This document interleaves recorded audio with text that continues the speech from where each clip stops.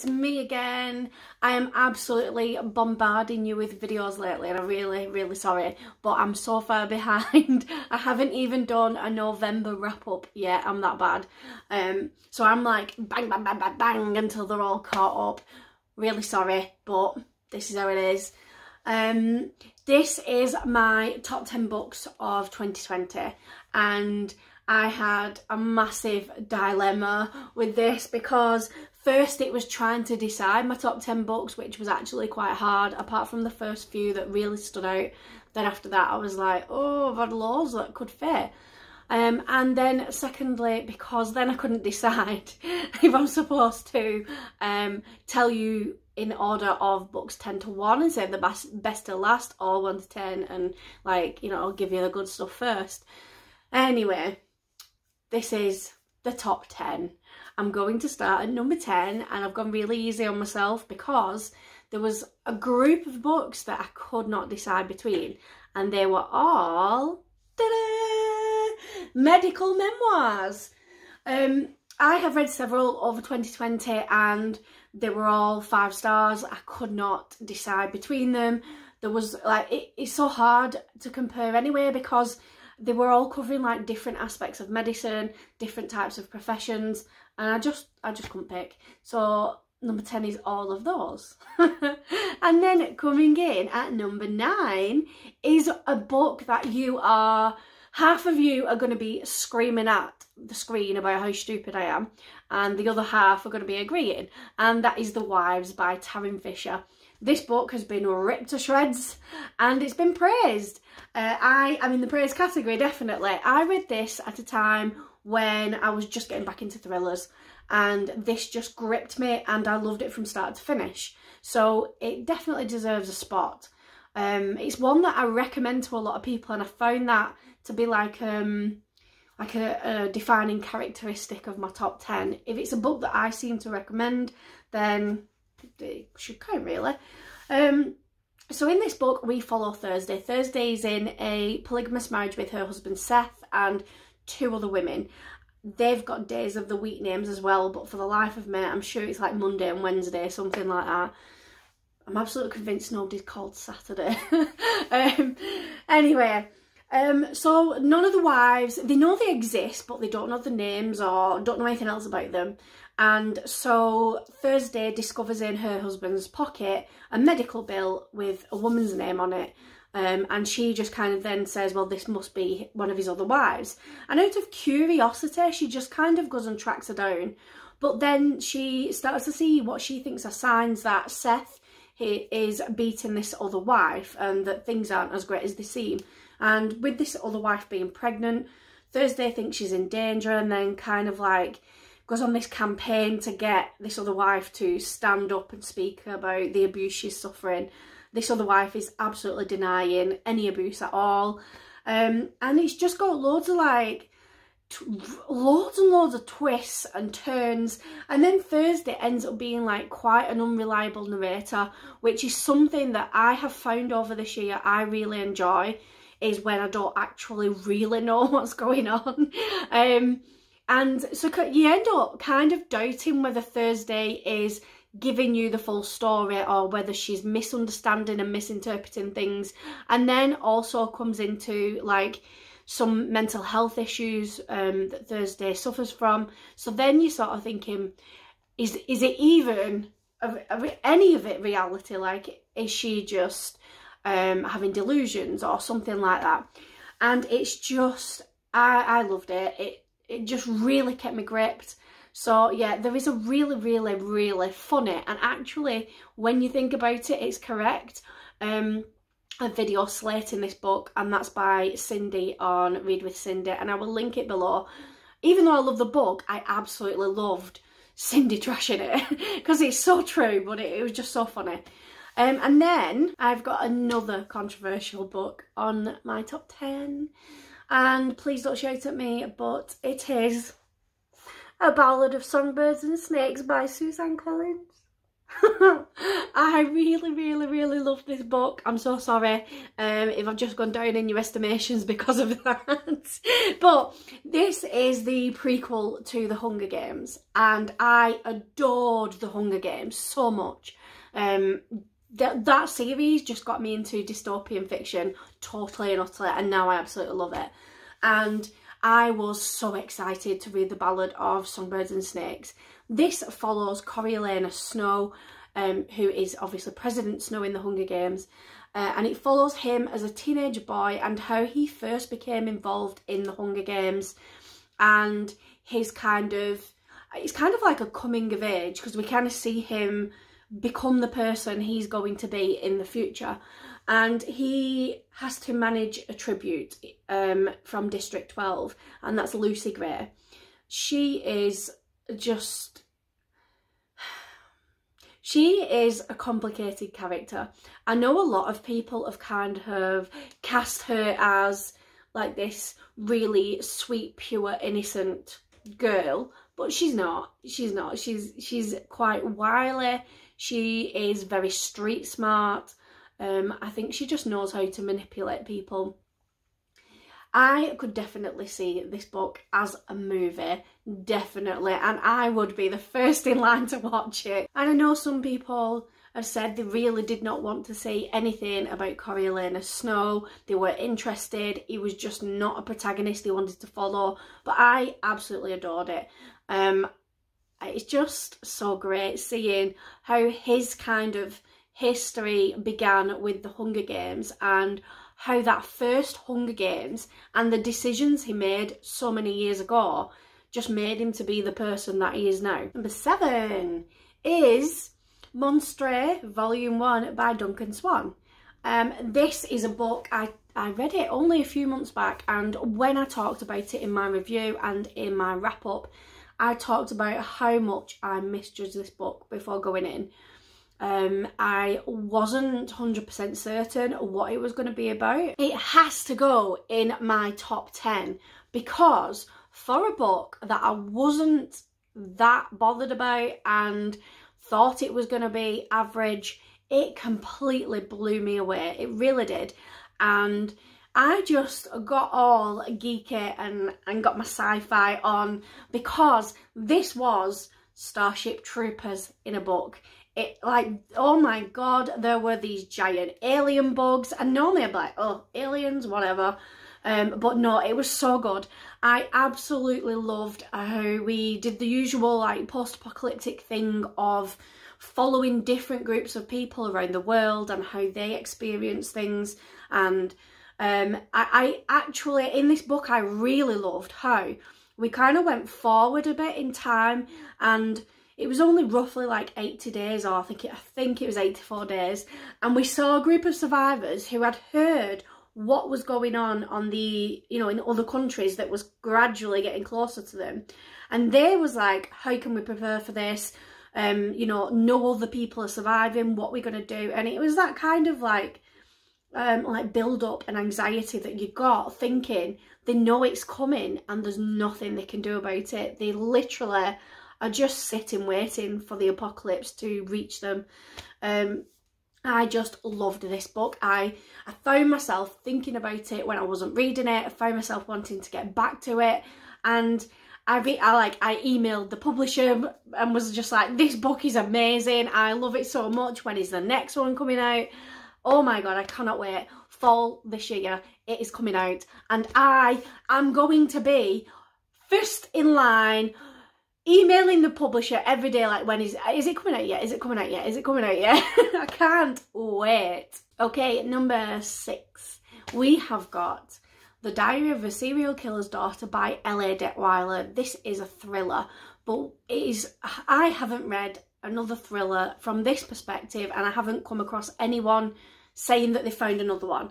And that is, obviously, it's a serial killer's daughter. However, I thought it was going to be a girl who discovered her dad was a serial killer and then kind of struggled with the, you know, like the moral and the emotional stuff of, should I grass him up or not?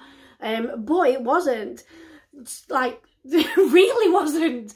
So Ruby, the daughter, she comes across as neuroatypical, and I think that allows readers to understand, or it kind of gives us, I guess, a reason why Ruby doesn't see things the way that other people would see them. So when she discovers that her dad is killing people, she doesn't she's not horrified, she's not like, oh my god, this is wrong. She just becomes obsessed with her dad's game, or killing game as she calls it, and she likes watching, and she thinks about it when she's not, like when he's not doing it, she's thinking about it, when's the next time, I can't wait. And she gets quite fixated, like her favourite colour is red, and then obviously the blood is red, and she gets very fixated on that. And it's just, I just found it such a unique aspect, like such a unique perspective, this book. I really enjoyed getting into the mind of Ruby and trying to see how she views things. And there's also like a side type mystery in the book of Ruby's mum died when Ruby was 2 years old, and her dad has raised her on his own. Ruby and everybody else in the community have always been told that Ruby's mum committed suicide. And as we go through the book, Ruby is sort of trying to discover more information about her mum and the suicide. And we end up kind of, as readers, wondering, was it a suicide or was it murder? Especially with her dad being a killer. And it just was, I loved it. And what I loved is, even though it was a thriller, there was some horror aspects in it, because there was a lot of gore and it was very sick and twisted in parts, and that just really delighted the sick and twisted part that's inside of me. And oh, I love this book. I recommend it all the time. In at number 5 is The One by John Mars. This book, oh my god, I could not put it down. If you haven't read it, go and read it. Like, it's so good. So it's set in kind of like the not too distant future, but at a time when scientists are able to genetically match us with our soulmates. And so the story follows several different couples who have been matched by these scientists, and they then kind of meet up, and what happens then. And I'm trying not to tell you too much, because it's, oh my god, it's just so good. I absolutely loved how every couple was very different, and the stories that happened from each couple were very different. What I really enjoyed with the book is that it was written in very short chapters, and I'm talking a couple of pages per chapter, and each chapter would focus on a couple. So you'd be like couple 1, then couple 2, then couple 3, blah blah blah, and then you'd go back.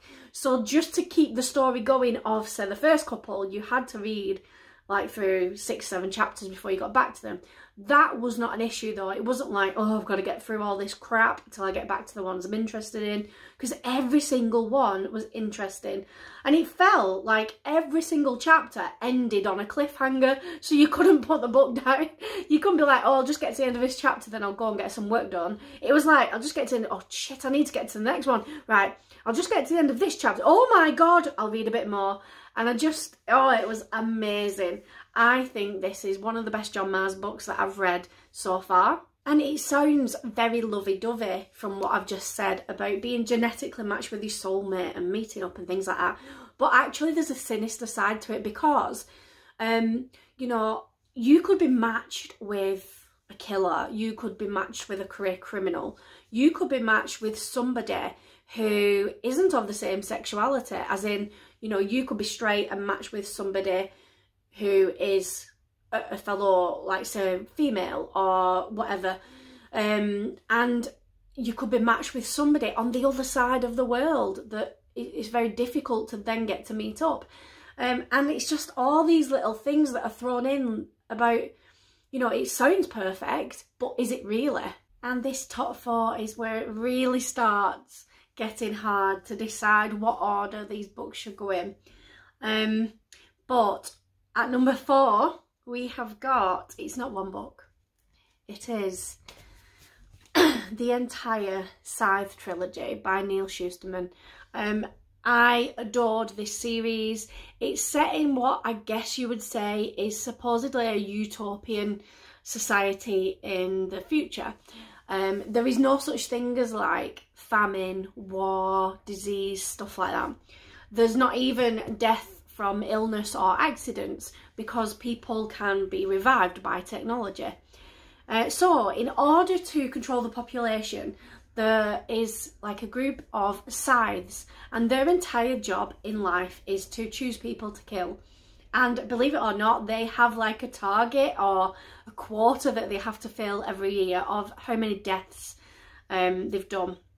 And 2 teenage people are chosen to be apprentices to scythes. Neither of them want this apprenticeship. Neither of them want to be scythes. I mean, who would want your entire career for forever, however long you choose to live, to be going around killing people?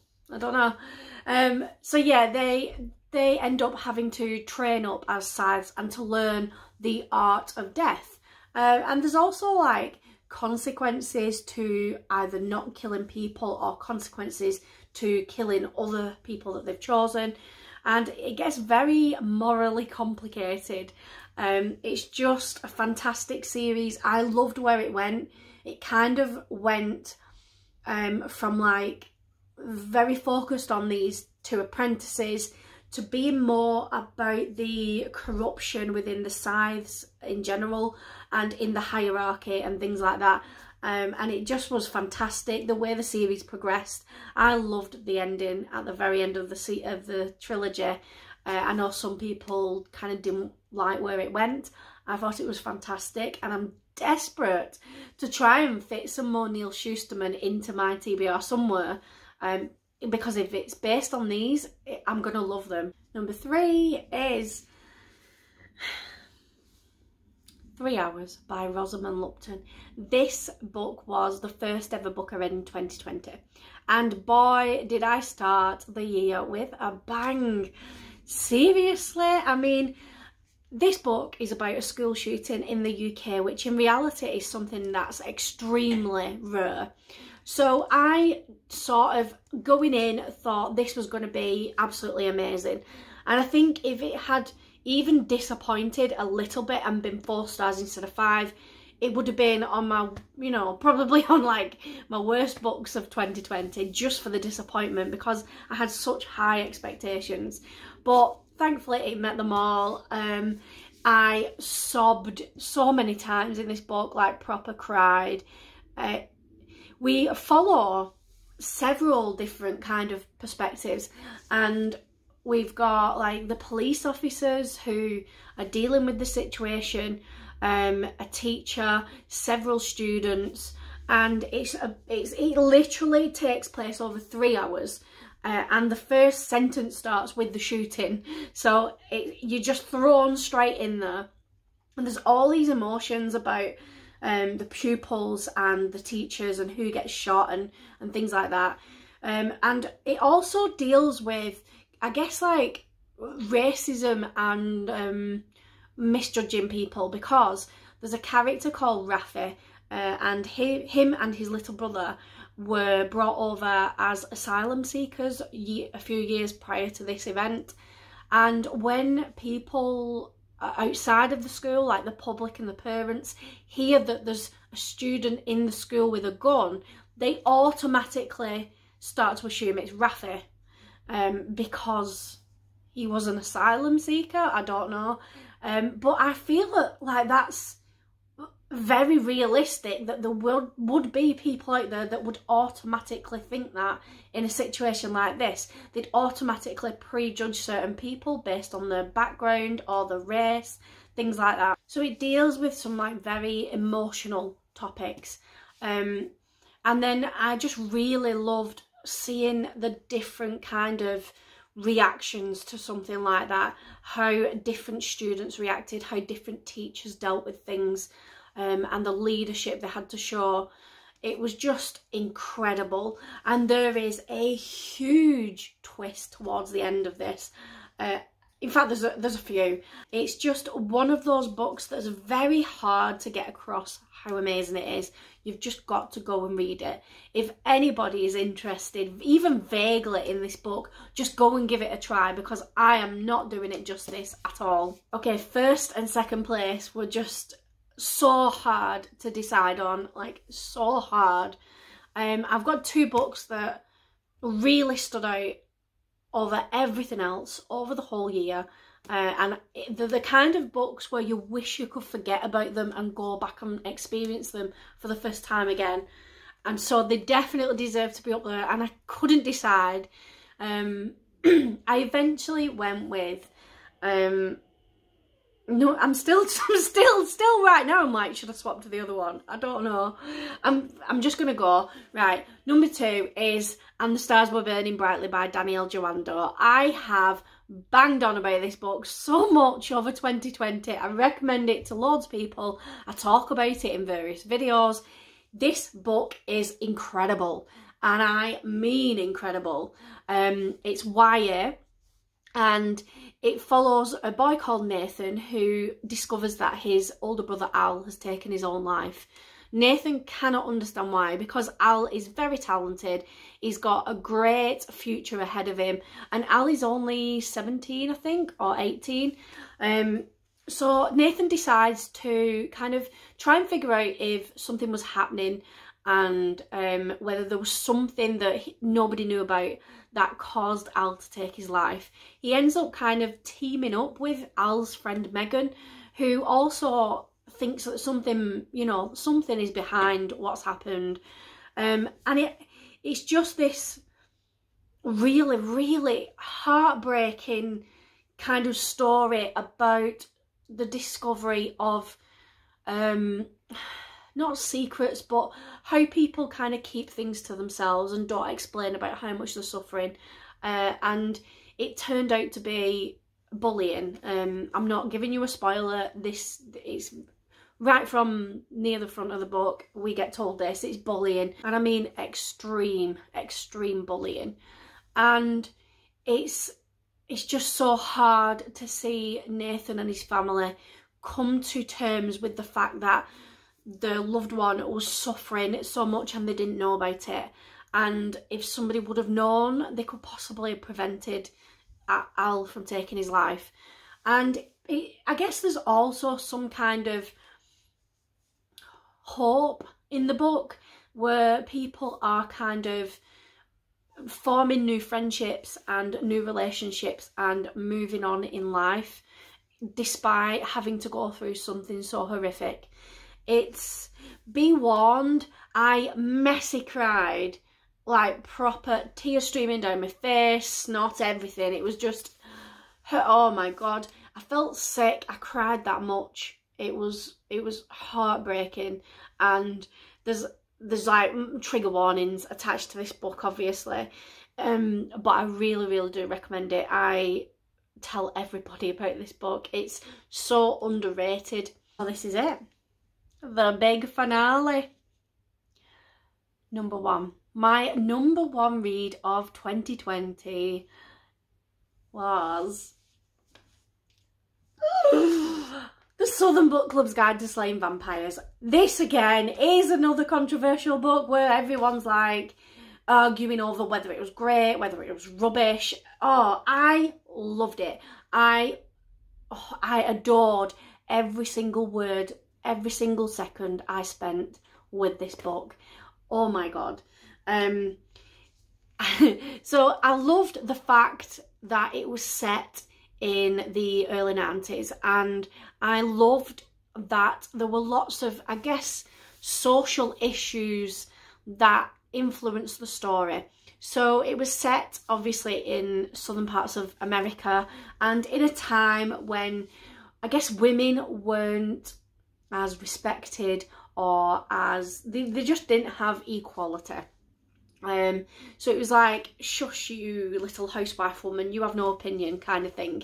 But I liked that. I thought that threw in interesting aspects to the story. So we have Patricia, who joins a book club, and they all end up reading true crime, and they're reading about like serial killers and things like that, and they absolutely love it.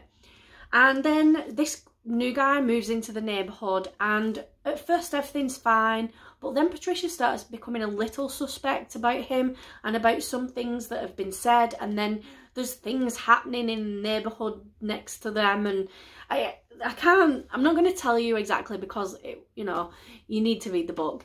But because she then gets all these suspicions, her and her book club start to investigate this new guy. But whenever they try and raise the concerns with the husbands or the police or whatever, they just get shut down because, you know, these are housewives and they don't really know what they're talking about.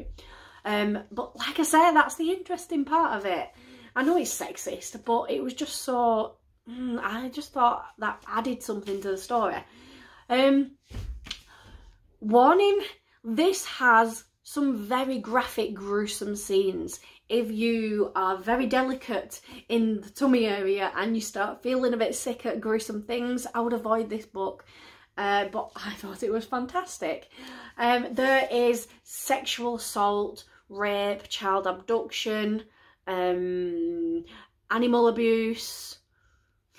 I can't think. There's loads of trigger warnings. Please look them up before you read this book. There is a lot. And it's not the shortest of books, but God, is it worth it. And we know that he's a vampire from the bloody title, but this is not your glittery, beautiful, handsome Twilight type vampires.